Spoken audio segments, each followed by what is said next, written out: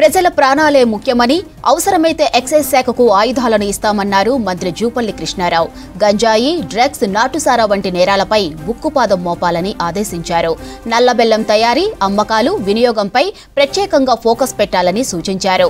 Excise శాఖ పట్టుకున్న నల్లబెల్లాన్ని రైతులకు సేంద్రియ ఎరువుల తయారీకి ఇవ్వడానికి అవసరమైన మార్గదర్శకాలు తయారు చేయాలన్నారు. హైదరాబాద్ ఎక్సైజ్ శాఖ భవన్లో ఎక్సైజ్ శాఖ ఉన్నతాధికారులపై రివ్యూ నిర్వహించారు జూపల్లి. ఇక నాన్ డ్యూటీ పెయిడ్ లిక్కర్ పట్టుకున్నప్పుడు ధ్వంసం చేయకుండా వినియోగించుకోవడానికి అవకాశాలను పరిశీలించాలన్నారు. జాతీయ ఉత్పత్తిగా గుర్తించి అమ్మకాలు చేపట్టడానికి అవసరమైన చర్యలు తీసుకోవాలని సూచించారు.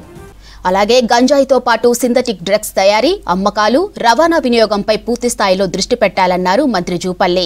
నాచారం, చర్లపల్లి లాంటి ప్రాంతాల్లో నిబంధనలకు విరుద్ధంగా నడిపే పరిశ్రమల్లో తనిఖీలు చేయాలన్నారు. తాడి, ఈత చెట్ల పెంపకాన్ని ప్రోత్సహించాలన్నారు. ఇక కల్లును బ్రోవరీగా తయారు చేసే కంపెనీల ఏర్పాటుపై దృష్టి పెట్టాలని చెప్పారు. అలాగే ఒకే లైసెన్స్పై ఎక్కువ బార్లు నడుపుతున్నట్టు ఆరోపణలు వస్తున్నాయని వాటిపై ఫోకస్ పెట్టాలని సూచించారు జూపల్లి. ఫామ్ హౌసులపై కూడా ప్రత్యేక నిఘా పెట్టాలని చెప్పారు.